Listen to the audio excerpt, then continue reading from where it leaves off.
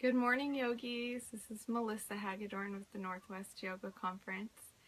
I hope you're having a beautiful day today, and I'm really excited to be joining you here today on Facebook land to share an interview with one of our conference presenters.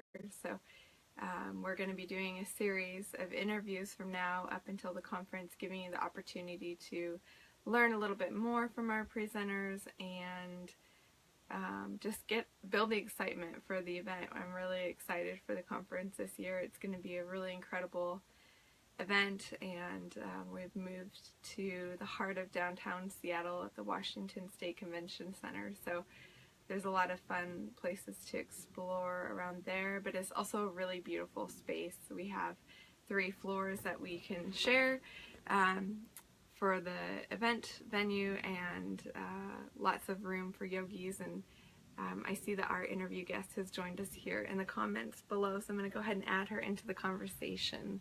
Just a moment here. Okay, so I just sent Leah. We're chatting with Leah Zaccaria this morning, who's going to be presenting at the conference. Hello. How are We you? did it. Yeah.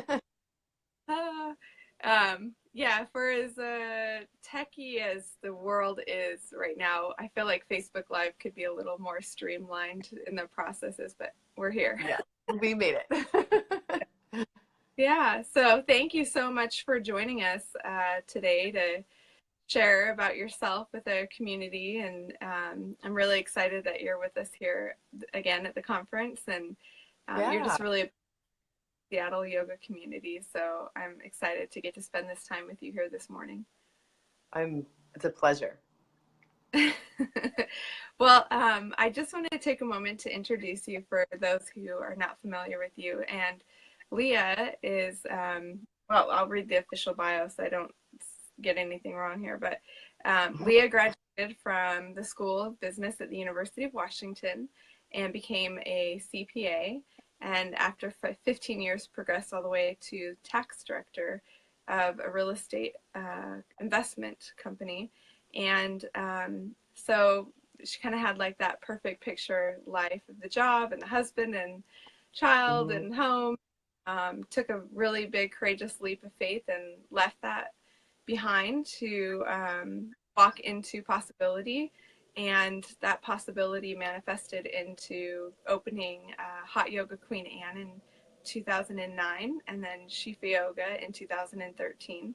And she also leads teacher training programs through these studios and yoga teacher mentorship program as well. So, and she's also working on a book called Scene. So, really interesting, diverse background, and I'm excited to get to share that here with the yogis. And I guess, can you let us know, first of all, we're always happy and interested to hear, how did you find out about yoga? Where was your first yoga experience, and what pulled you into the practice?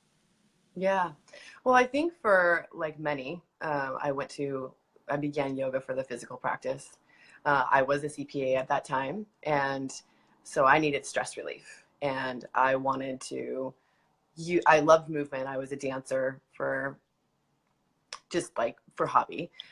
So I thought yoga would be a great thing. And so, of course, I went to it for the physicality. I started with hot yoga. I just started with Bikram style yoga, and I loved it right away. But as we know, if you stick with it a little bit longer than just a few sessions, you get a whole lot more than just the physical aspects. And so within about a year, I saw how it was really shifting at me. And after about 2 years, I saw how it was waking me up to the life that I really wanted. Yeah, that's great. And I think a lot of people have that similar experience when they start yoga, and definitely wake up. And so I guess when you started yoga, was that at the time that you were still working as the tax director? Oh yeah. I worked, I was fully in my CPA life. I was starting to go through a little bit of a body transformation. I was really working on that piece of me that I was kind of always held me back, and yoga became a really big part of that. So Yeah, I was full on CPA at that time when I started yoga. A yoga studio wasn't even an inkling in my mind. Mhm. And so then it sounds like too, from what I've read, is, you, like I prefaced in the introduction, that you kind of reached the pinnacle in your life where you had that picture perfect life that everyone thinks that they're striving towards. And then you got, can you share, once you reached that point of what you thought was the perfect life you're supposed to have, what did you realize at that time?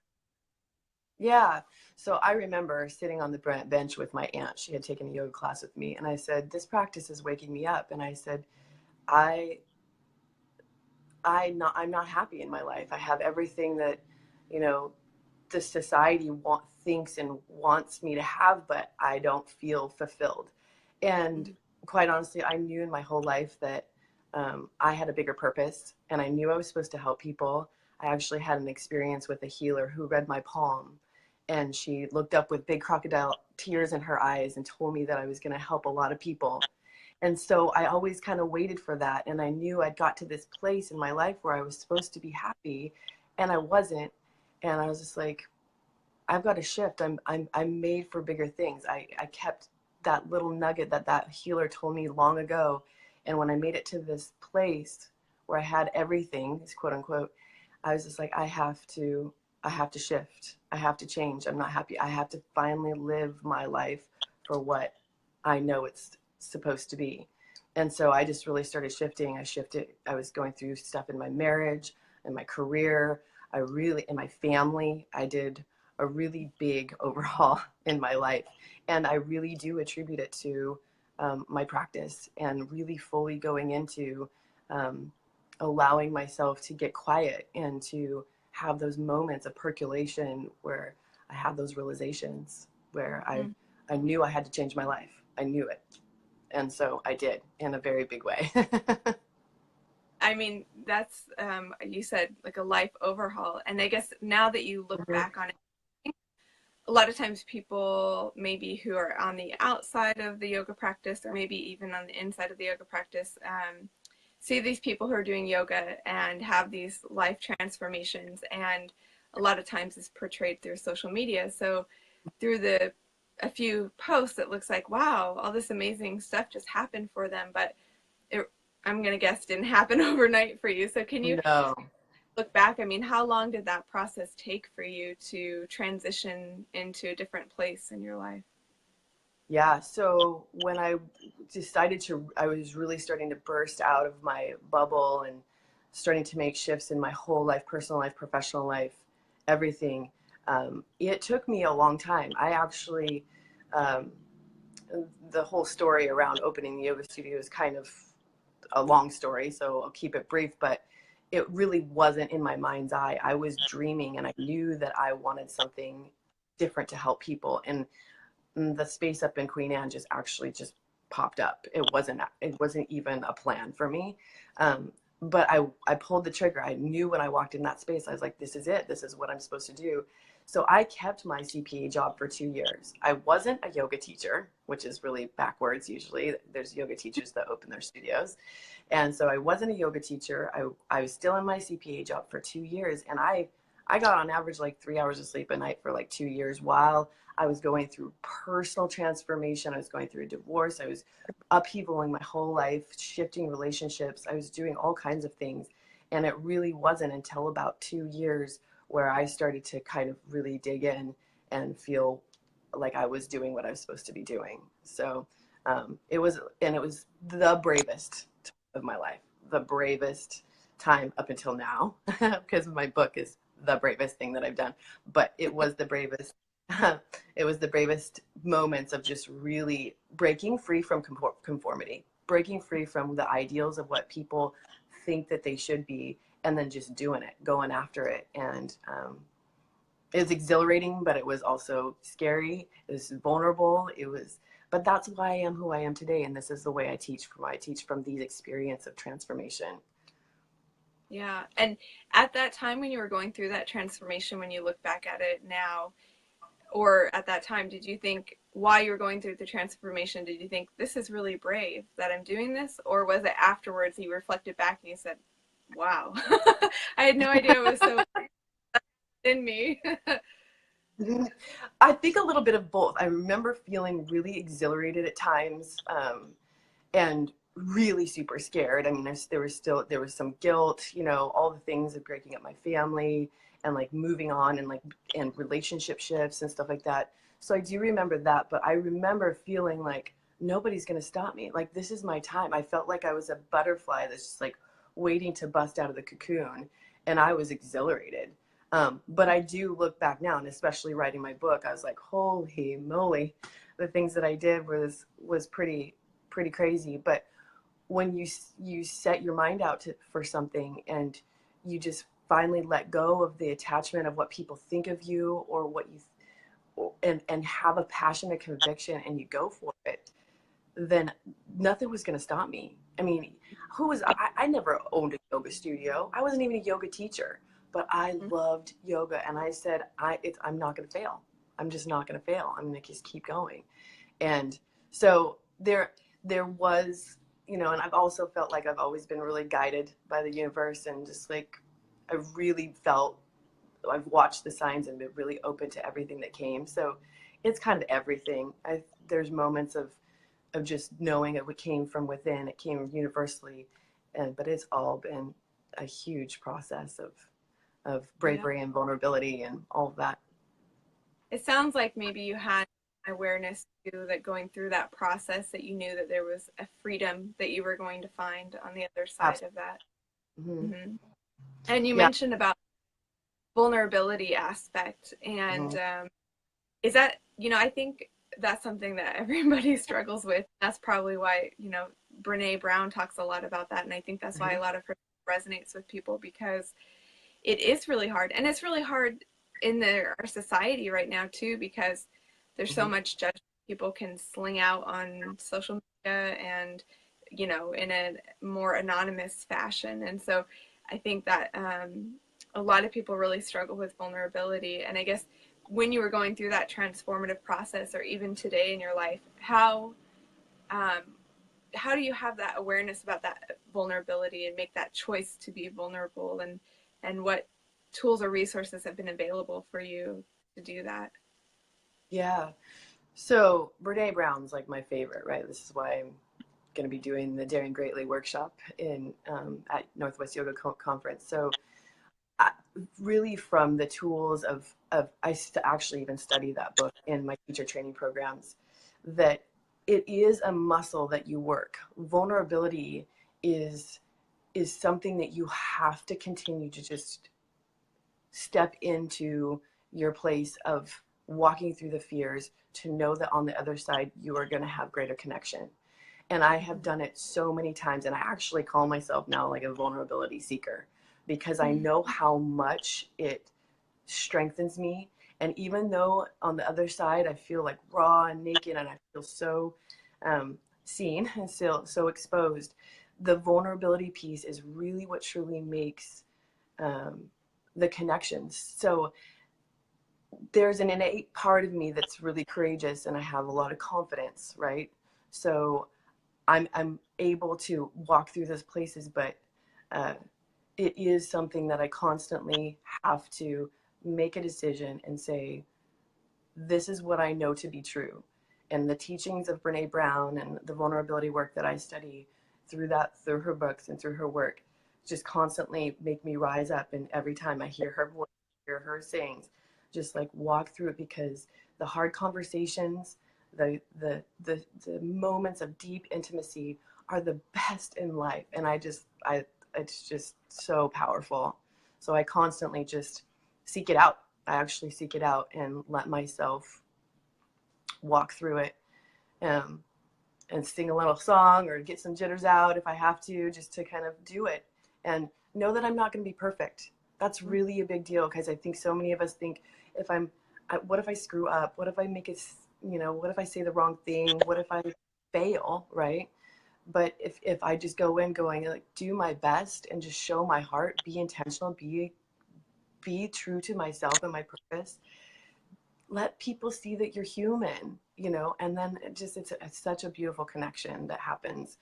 People want that from each other. and I'm just going to lead the charge with it. So if I want people to be vulnerable, I'm going to do it myself. So. Mm-hmm.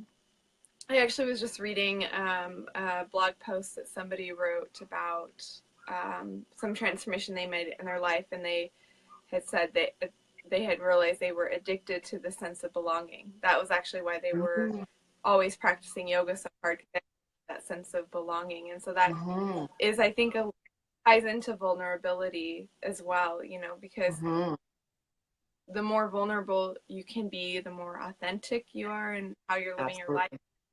Genuine sense of belonging you can feel with other people as well. Yeah. For sure. Belonging, connection, getting over fears. It's the way to authenticity. It's the way to fully be who you are. And you're going to be teaching a workshop at the Northwest Yoga Conference around this called Daring Greatly. And can you give us a little insight of what workshop attendees might expect from the workshop, and why they might want to go, what they can walk away with that can help them with that? Yeah, I'm really excited about this workshop. So we use the book of Daring Greatly by Brene Brown. It's not required that you read it, because I'll bring in the tools, because we're not like going line by line, but there's definite topics and nuggets that are just so beautiful that I'll bring up, and I'll share a little bit about my experience. And then there's going to be a lot of journaling I'll ask you then the same question, the question that I asked myself around these topics of vulnerability.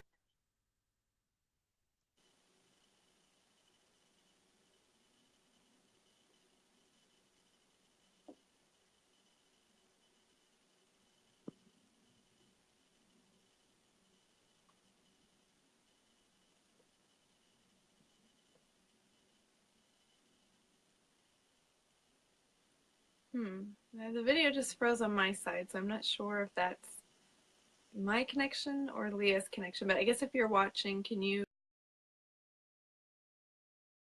both individuals? Oh, it looks like we might have lost Leah there for a moment, so I'm going to try to add her on back in a moment here. Let me see if I can try adding her back in. Okay.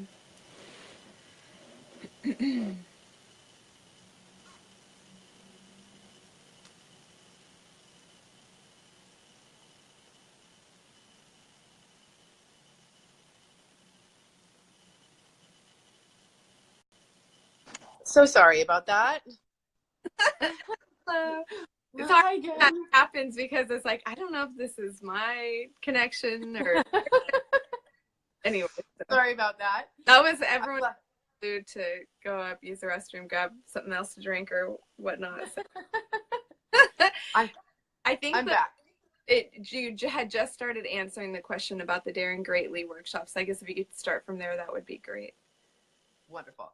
All right, so I used Daring Greatly as the book for topics of vulnerability, shame, belonging, acceptance, and I use my story to kind of weave in some of those things to kind of spark up your interest, the participants' interest, and I'll then ask them questions about what in their life, maybe that something that they resonate in my story or something that's in their life to journal about. We might do some sharing just based on the time that we have, because this could be a really long workshop when people, put out, their feelings about, what's going on in their life. So there's going to be 2 hours of that, of really going deep into some of these topics of what stepping into the arena of your own life and really finding your purpose and really going deep into that place of walking through your fears and looking at these deeper topics. So that really sparks and generates some emotion, some thought-provoking ideas. And so there'll be a lot of discussion and journaling around those topics, and then we'll move through our body. So then there'll be an hour of practice to kind of just let ourselves kind of take some of the stuff that we Mhm. maybe even learned about ourselves, or things that are coming up, percolating, and move them out of our bodies. Because that's what I think yoga is so profound, is that we can take these topics and these emotional things and then move them through our bodies and be really inspired to take what we've learned into our lives when we leave conference. Yeah, and I think that in this container of the conference, this type of offering is really beautiful because um, it is really scary, as you mentioned before, to be vulnerable, to look at our lives, like you said, to step into the arena of our lives, um, and you know, it's so easy for us to kind of numb that out by TV or scrolling on our phones or Mm-hmm. kind of pretending like it doesn't exist, whatever is making us uncomfortable. And so going to a workshop like this in a conference setting gives you that opportunity for that rawness, but in a supportive container, supportive community, so that you're also not just showing up for a couple hours and going home, and you have this ability to process it in this community environment as well. And so there's something really special about that too. So I'm really excited to have this workshop as part of the conference, and thank you for bringing that to. Yes. It's really nice to have a 3 hour, chunk of time to do this kind of work, because oftentimes we just don't have that. And there can be a lot of connection, a lot of understanding, and a lot of really big moments of around yourself. And like you said, in a safe container amongst like-minded people, that you're safe to go in that place. And it's a beautiful thing. I mean, I watch it all the time in my trainings. When we study this book and when we go into this work, it's some of the most life transforming moments when people recognize some of the things that are going on in their life. So I think this will be a really wonderful offering at the conference, and I look forward to connecting with all these people in that way, in the larger scale of Seattle and the Pacific Northwest, right? I actually have, I don't remember the exact number off the top of my head. I'm kind of nerdy, so I actually keep a list of the different states that people are coming from because it's just really fun to see. I think there's like 25 different states that people are coming from. Wow. Yeah, I mean, the majority of the people are coming from Washington, Oregon, Idaho, British Columbia, but we actually have people coming from all over the United States. So, and somebody from South America too, actually. So it's fun to see. That's awesome. Yeah, Reaching the yeah, world. We're reaching the world. That's good. yeah.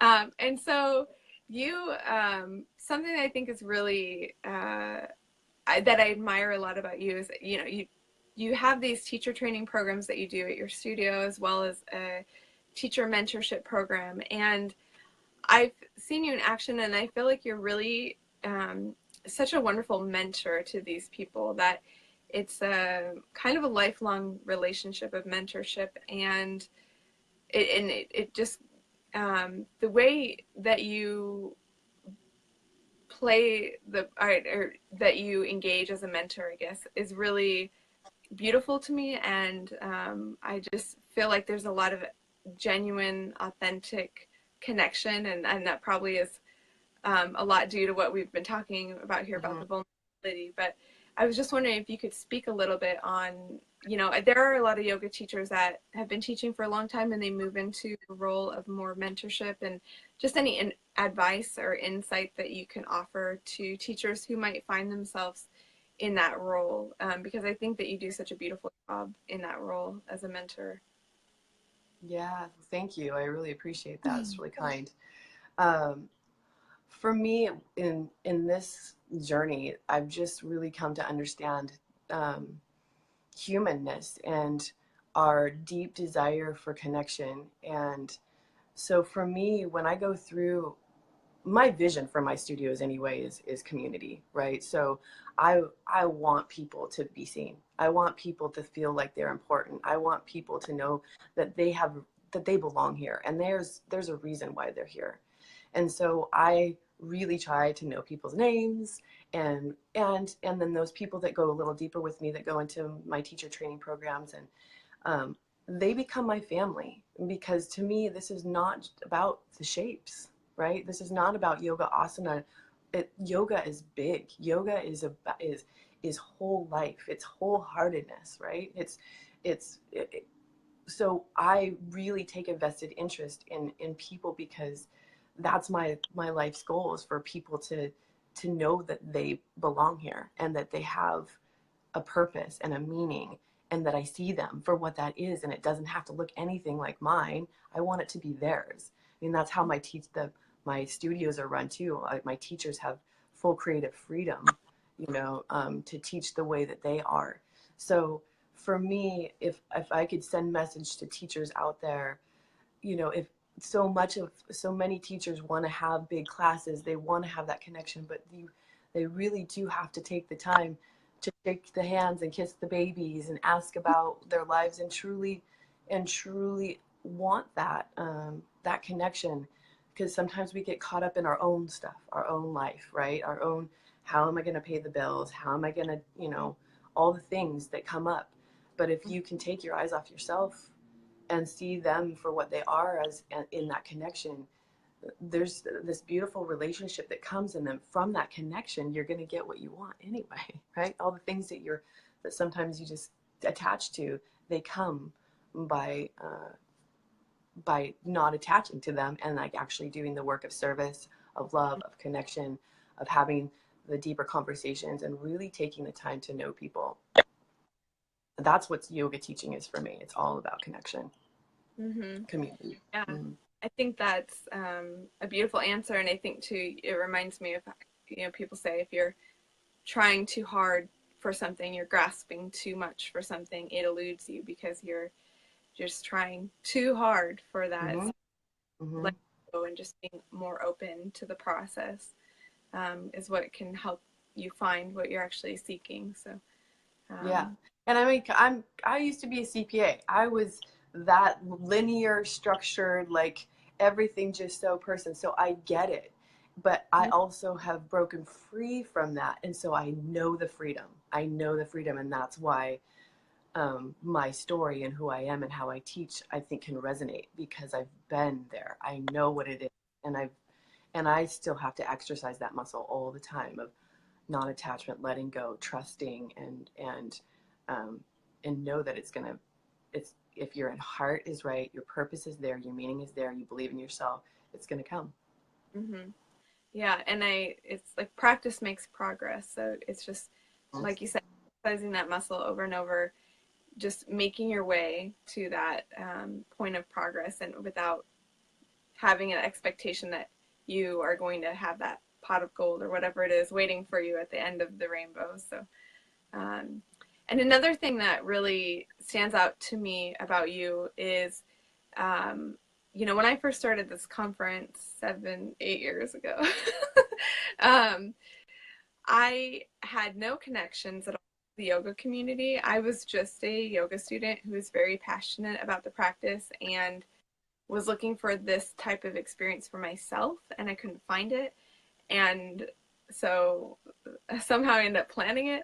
And through that process, when I started reaching out to people in the community, I had a lot of different reactions from people. And there's a lot of people who I had reactions from that were coming from, I think, a place of fear, where there was concern about competition, or just kind of what we were just touching on, how they're holding on so much to something that they maybe lose sight of the whole purpose of it.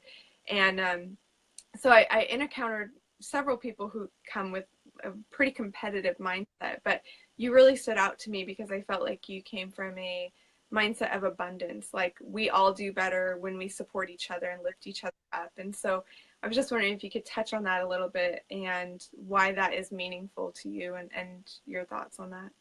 Yeah, it's another great topic, abundance. So I do really try to come from that place that there's enough for all of us, because if we do go into that place where we are competing against each other, we are in a scarcity minded culture. There's never enough. One's out for each other. And I'm not going to play into that. And so even for me, when I opened my second studio, I was a little nervous, right? Because there was a lot more yoga studios in Seattle. People were saying it's saturated, you know, the competition, all that stuff. And I was just like, no, I'm not going to buy into that. And that's what shefa actually means. Shefa means abundance. So I'm like, that is the way that I'm going to lead this charge for my second studio. I'm going to say, we together, we build each other up. And if we actually can work together and come from an aspect of not competition, but abundance, then we all win. And I really try to lead that way all the time, like when I with amongst other studios, and really try to have really good relationships with other studios. And because the more that we just like, let's lift each other up. And if all you have to do is experience it once, where you lay down the competition and instead you go, okay, let's do this together and then let's go out. Then you see the ripple effect that there is absolutely enough for all of us. And there's no reason to compete. But it's embedded in our minds. It's just because that's what we've grown up, you know, learning is just like, we're out for ourselves, you know? So again, it's a mindset, just like vulnerability. Like, it's something that you have to exercise, because competition is fear. That's a fear-based mind, the competition and lack.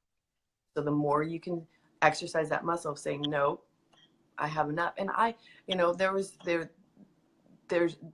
sometimes it takes a really concerted effort of like meditation and mantra and stuff like that to really believe it, But it's the same thing. Like, I'm going to walk through that door. I'm going to trust in myself. I'm going to trust in humanity. I'm going to lead the charge, and you can do it. And if you have that mindset, it's really a beautiful thing, and people will, they see it. And it's such a more peaceful place to live too. I mean, right? Because when you're in competition all the time, it's just like, it's scary. It's constant fear. But if you're just like, there's enough for all of us, we can all do it, you know, there's this air of like togetherness. It's that same thing of belonging, that we all have enough. So Yeah, and you know, I think one of the reasons that can be so challenging for people is because you mentioned we live in a culture of scarcity mindset. And so to live from a place of abundance means that you're saying no to all of that cultural chatter that's going on. And so, you know, it can take a little bit of time to move from that mindset of scarcity to a mindset of abundance. And, you know, I know of myself, I've caught myself a time or two where something will come up and I'll say, oh, no, that's kind of competition. And then I have to check myself, like, wait, no, that's not the goal of this event. And you know, put my words into practice. But yeah, yeah, it's definitely a practice, and I think you do it really well. So thank you for bringing that to our community. yeah. Just one more thing on that. Something's coming up for me. Like, one of the things that Brene says in Daring Greatly is, it's like, what do we start off in the morning saying, right? I didn't get enough sleep, or I don't have enough time, right? So we go into the mindset right away of not enoughness, right? So when we can actually wake up in the morning and start our days with the abundance of what we have, then that shifts the mindset. And so that's where it starts, waking up in the morning, and then that carries us through our vision in our life. But again, yes, something that we have to just keep being intentional about. That's beautiful. Yes, just waking up and saying, I am enough. Yeah, I Yeah, love that. absolutely. Mm-hmm. Something that you mentioned earlier too is that through some points of your life you did struggle with body image, which I think most everybody in our culture does at some point. Mm-hmm. And you know, can you touch a little bit on how you moved from perhaps feeling insecure to a place where you felt acceptance for your body in whatever shape, form that is, and just being able to be okay and not again buy into all that chatter from the culture Yeah. that makes you think you're supposed to look and feel a certain way. Right. Quite honestly, I mean, that body transformation was the precipice of my greater transformation. And so, I was a chubby kid, and I, had all kinds of complexes around, what I was supposed to look like. And so when I started changing what happened is I started to break through a place of, in my mind, I thought I was a certain way, right? I am this size, I am this way, I'll never be anything but that. And I broke through that barrier. And when that happened for me, I was like, oh my gosh, these limitations that I put on myself are lies. Like that acceptance of like, this is who I am. No, I actually broke through that. And so that was really the catalyst that really made me really confident to go deeper into my transformation. But ultimately, where I came to body acceptance was really through this movement of yoga and through the mindfulness of of being who I am and being in my purpose. Like, I think, again, so often we get attached to the vessel of the external, that I started to go so much more inside, and I saw so much more beauty on the inside, and so much work, and um, so much more peace, and so much more meaning when I actually worked on the inside, that the outside just became this place of acceptance, because the inner beauty then translated on the outer beauty. And Mm-hmm. then all of a sudden, I didn't hardly wear any makeup anymore. I'm fully comfortable in my own skin. It was an interesting, I couldn't tell you like a moment in time, but I think it's really through this practice of going inward that really Mm-hmm. then will translate to the outward body. And then there's just full acceptance of who you are. And when you love yourself from the inside, then it radiates that light from you on the outside. And of course, with that, you want to take care of yourself. And so I eat good foods and all those things, and take care of my body in the way of movement. But it really starts from the inside, and then comes out with what I believe of my acceptance, and like of who I am, and I think that just radiates that acceptance from within and shines out. Mm-hmm.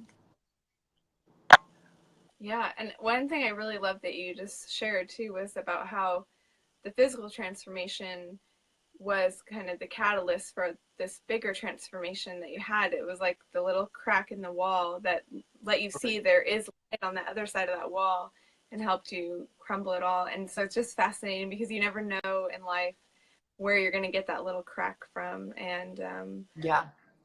amazing, right? When you look back Yeah. and see yourself on the other side of that wall, and now, just all that transformation that's happened. And it's really beautiful to see. So Yeah, uh, it is so interesting that the physical was the catalyst, but then that catalyst was to go inside, but it started on mm-hmm, the outside. I think that happens for a lot of people, actually. I think that there's something on the outside that has to happen to go in, and then they find in, and then it comes out. yeah, cyclical, like a butterfly. Yeah, yeah, exactly. uh, There's the butterfly again. and also, you have a teenage daughter, Alexis, right? How old is she? She's almost 16. 16. Oh my gosh, sweet 16. When is her birthday coming up soon? Or March. oh, Yeah, she's turning 16 in March. Mm-hmm.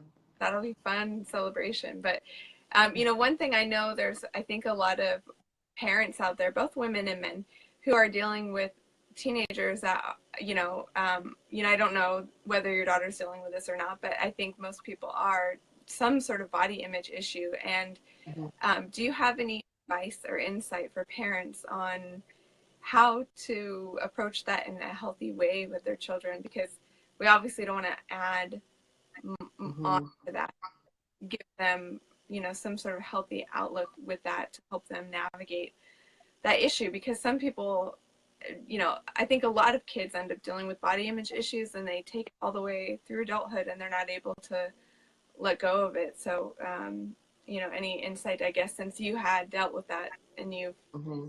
Mm-hmm. teenage parent role, if you have any insight Mm-hmm. or advice how to Yeah. address that. So when I became a mom, because, you know, I did deal with so much body image stuff as a teenager, um, I vowed to myself that I was going to lead by example. So I was not going to try to make her be who I am, and do the things that I am. I'm simply going to be me, and I'm going to lead by example. And if she comes along, she will come along. So, and that's absolutely what's happened. So I've never, you know, put any sort of like parameters of like what she should look like or what she should be like, but constantly really reassuring her about how do you feel? How do you feel? Because sometimes she's like, Mom, am I getting fat? Or da da da da da. I'll say, how do you feel? How do you feel? And what I want for you is to feel good in your body. I want you to accept yourself. We are all different. I also teach her a lot about Ayurveda, which is the science of yoga and just your constitution. And there's a lot of acceptance around knowing like what your constitution is.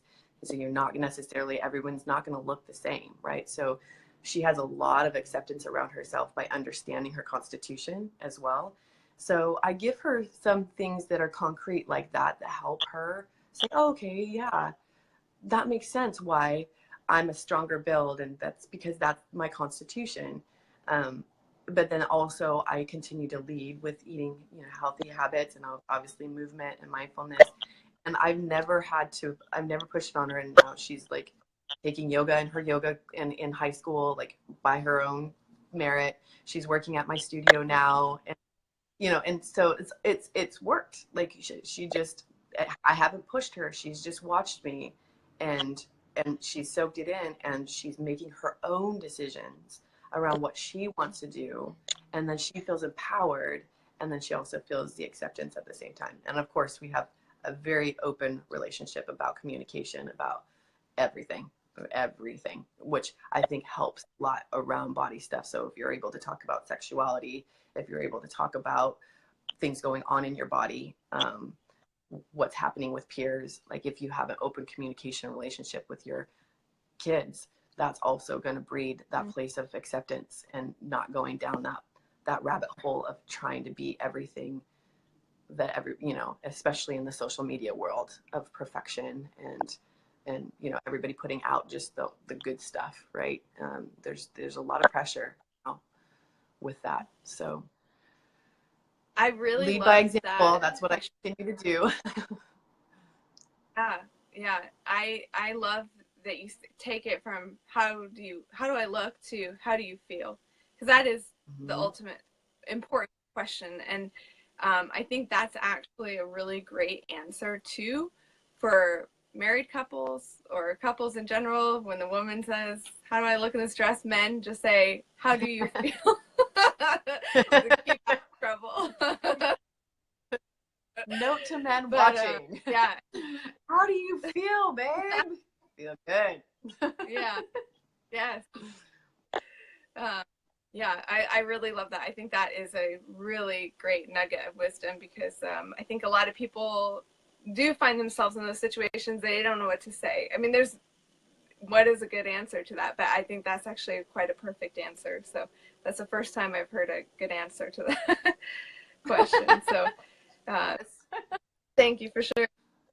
Yeah, and you know, I would be remiss not to ask you a little bit about yoga and finances, since you have a background with business and Mm-hmm. finances, and you know, it's something that a lot of yoga teachers struggle with. In a lot of ways, they struggle with whether they feel like they should even be making money teaching yoga, and Mm-hmm. um, and they struggle in actually making a sustainable lifestyle as a yoga teacher. And I'm just wondering, you have any general insight or tips that you have that from combining your background in the financial world and your experience as a studio owner and a yoga teacher, and I'm sure that you're pretty in tune with your yoga teachers at the studio, Mm-hmm. and yeah, just any insight that you can share on that for Yeah, teachers. there's a lot that I can say around this topics. But, you know, I do think that if you are going to make a career out of something, if you really truly believe that this is your purpose in life, your dharma, then you got to make money. You got to sustain your lifestyle. So, you know, if it's something that you want to do of service as karma and you have another passion, and then yeah, make that decision, but just own it.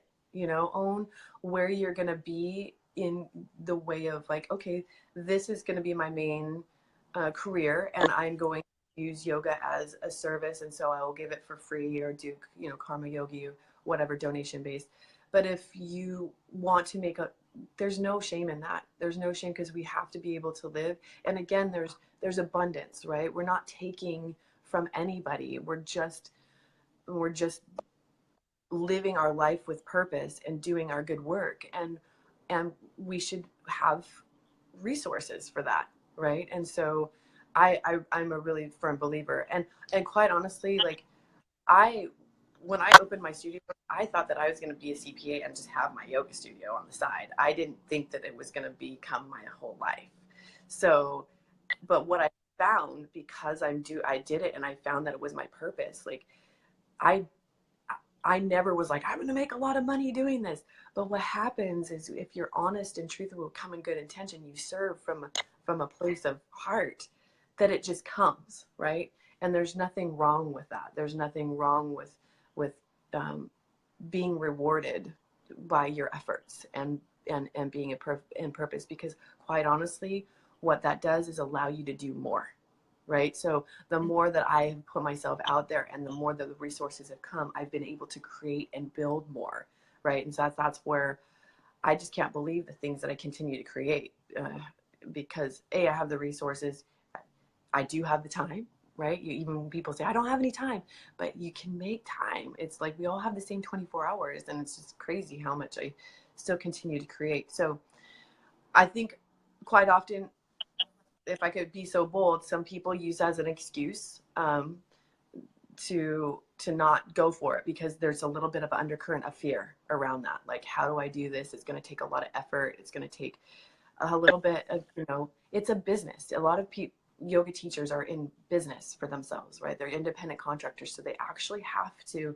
work really hard for 2-3 years before they can get a grasp and an understanding to make it work. Because not only are we in a scarcity mindset in our culture, but we're also in an instant gratification. We think that we should have everything tomorrow. So if you are able to commit and like put things in place, like you might have enough, like I said, when I opened Hot Yoga Queen Anne, I had 3 or 4 hours of sleep a night for a year, because I was doing both. I was really working the muscle hard so I could pay the bills and then also create this thing of purpose, of meaning. So it is going to take some effort. It's going to take some vulnerability. It's going to take a lot of courage. It's going to take like willpower to not give up, but you can do it. So I wouldn't hide behind the excuses of like not knowing or it not happening fast enough. You just have to put in the work and get the tools to be if you're using this as a business, you got to get business skills. So get an accountant or take a tax workshop. I always offer one, you know, whether it's, I offered it at your conference last year, I will offer it at my studios every once in a while. Like, get some basic understanding so you feel empowered to know what you're doing. Mm-hmm. And I think you're offering that tax workshop this year at your studio. Is that right? Yes, I am. Yeah. On the 12th of February. Yeah. Yeah. So that's open to the public to take that workshop. Yeah. So it's one of those things, again, that people say that they want to do it, but then they get scared because they understand like it's going to be hard. It's something that they know that they need. They just don't necessarily want to do it. But those are the things that you have to do in order to really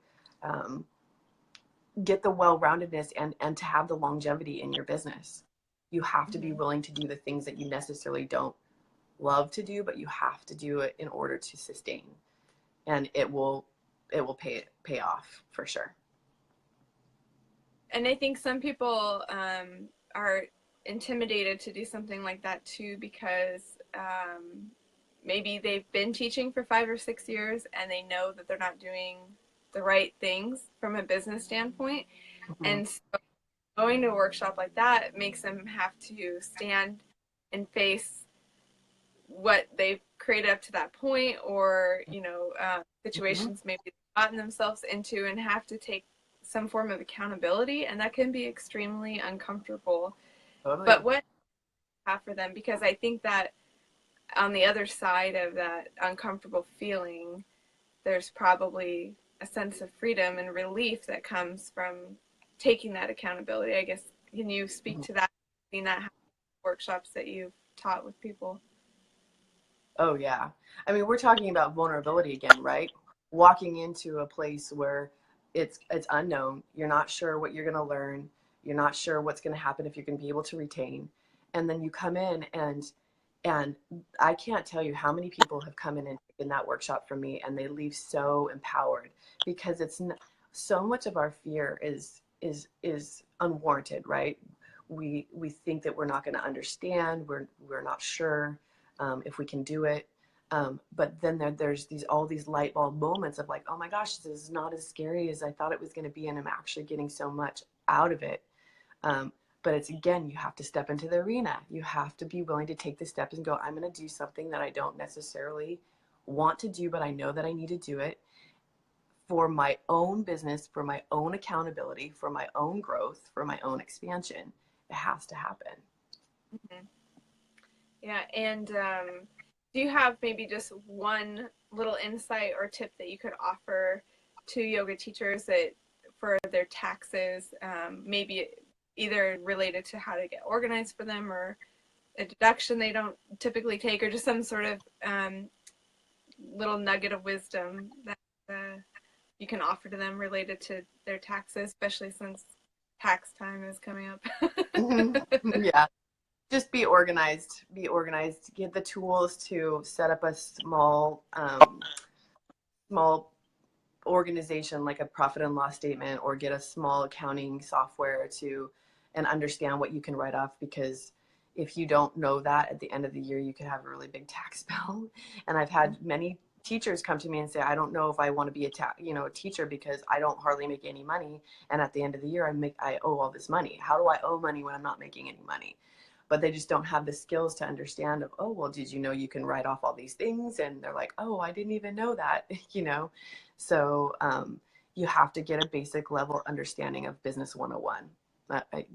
You have to, and just be really earnest about being organized and putting in your expenses every month to make sure you know where you are with your net income, so that, yeah, at the end of the year you're not surprised by owing taxes, and because that can be really defeating for people. Yeah, I think that's a great advice too, to do it month by month, because especially with yoga teachers, they have their steady classes that they're offering, but then they might offer a workshop here and a retreat here, and just Mhm. check in every month to have an idea if you're on track to make the income you need to support yourself. So, yeah, that's great advice. Thank you. And Yeah. so, yeah, I think that um, pretty much wraps it up, but I would love to ask you if you wouldn't mind sharing a little bit about your upcoming book that you're working on, Scene, Hmm. and maybe the book is about, and what the writing experience has been for you. Yeah, it's my biggest. I mentioned this a little bit earlier, that this is the most courageous thing I've done in my whole life, is write this book. I actually just finished my first draft, so it will be going to the developmental editor soon here. Oh, But I know it's really exciting. But really, this book has been my, again, leadership to forge the path of being vulnerable, right? It's called Seen. So it is my story weaved in through what I've created is seen cycles. So what I believe people do just in general to be seen, and how they're ultimately seen in their lives. And so I believe that we all go through 5 different cycles. Well, there are 5 different cycles. Many of us go through 3, but don't make it to the third, to the fourth or fifth cycle. And so that is the transformation and purpose cycles of life. And so it really talks about what we do in these cycles, psychologically, and then through my experiences. And then the biggest part of my book is really covering if we can get to that transformation and purpose piece, how we're really truly living our authentic life.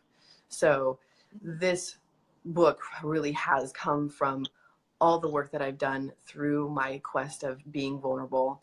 It's the most vulnerable thing that I've ever done.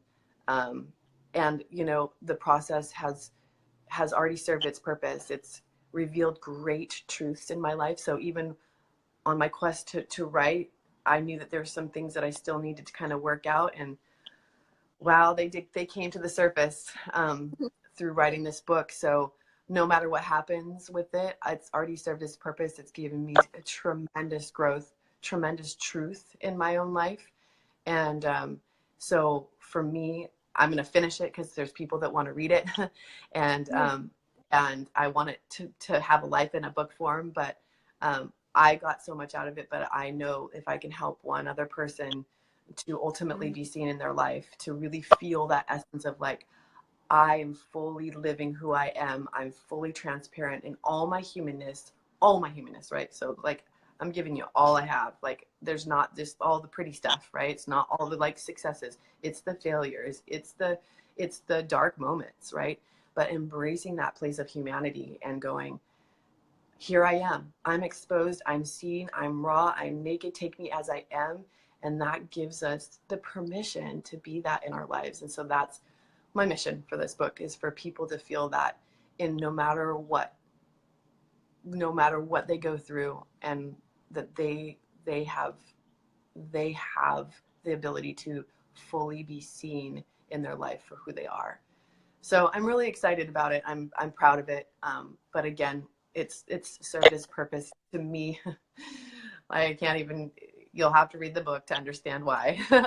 But it revealed some great truths in my life, and I am transformed once again. Like, I feel like the end of my book was a pretty big ending of my book, and I now feel like I transformed one more time into a next self. So it's a pretty awesome reveal. So if you want to have a big life transformation, write a book. It's been an amazing process. Yeah. Yeah. The bravest thing by far so far.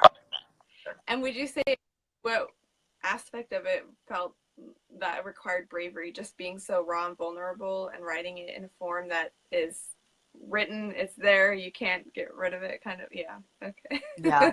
And just knowing, I mean, I'm a public figure, right? A lot of people know me. Like, your inner critic comes up a lot. Like, oh my gosh, I'm going to be sitting in front of all these people, and they're going to know these really intimate things of my life, right?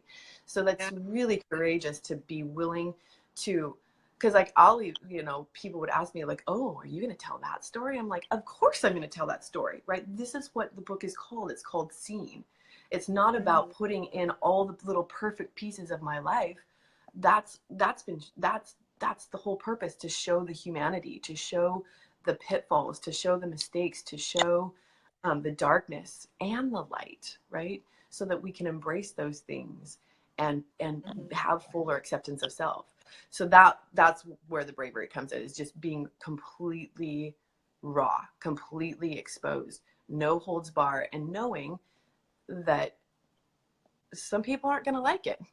Some people aren't going to resonate with it. Some people are going to judge me, right? So that's really brave to put your whole self out there, to say, I'm going to do this even at the risk of being judged, at the risk of questioning, at the risk of whatever. And there's a lot of also inner critic. I'm not a writer, right? I've never written a book. So it's like, who am I to say this? Like, there's a lot of inner critic stuff that comes up to you in that, and just like worthiness, right? Do I deserve to do this? Do I have the skill to do this? And just overcoming all of that and saying, yeah, I do. So I always say Maston Kipp. Have you heard of Maston Kipp? He's another inspirational speaker, but he says, he said, God doesn't call the qualified. He qualifies the called. Oh, So I love yeah. So anytime I think of like, should I be doing this? Do I have? But I'm like, I'm called to do this. mm-hmm. I've never written a book before, but I'm called to do this. I'm called to share my story. So, um, so that little verse always goes in my head. So thanks, Mastin, for giving that to me. Yeah, that's great. I love that. And I look forward to reading your book when it comes out, and sounds really interesting. And yeah, so thank you very much for making the time here to chat with us today. And just in closing, if there's people who are watching in this video and they're interested in connecting with you or learning more, can you give us some direction on where we can find you in person and online? Yeah, so there's lots of places. You can go to my personal Instagram or Facebook page. I'm Leah Higgins Zaccaria. My handle on Instagram is Leah Loves Yoga. Also, Hot Yoga Queen Anne and Shefayoga Roosevelt are also on Facebook and on Instagram. So those are the best ways to find me. And also on our websites as well. You can find all the information, events. If you want to go to Northwest Yoga Conference, you can also go to my websites and the events there to click through, and that'll tell you when I'm teaching my workshop there as well. So you can always just Google my name too, and you'll find a lot of different places you can find me.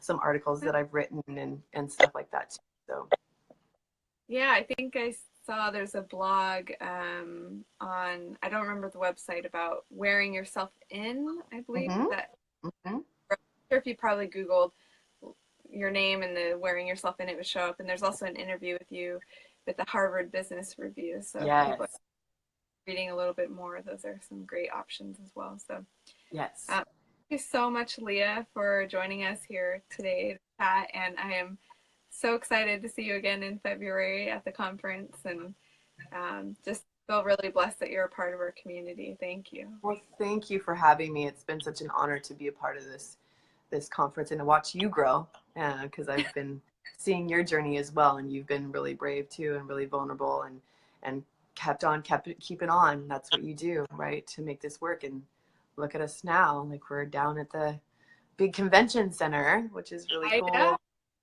It's exciting So, and slightly terrifying at the same time.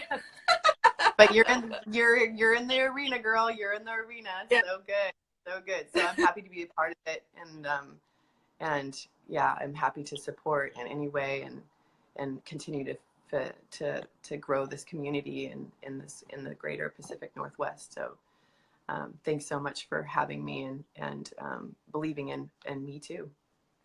Yeah, you're welcome. Thank you. And thank you, everybody who joined us today. And we'll be sharing all the tags and handles that Leah mentioned too in the comments or in the information for the video. So I hope everyone has a wonderful day.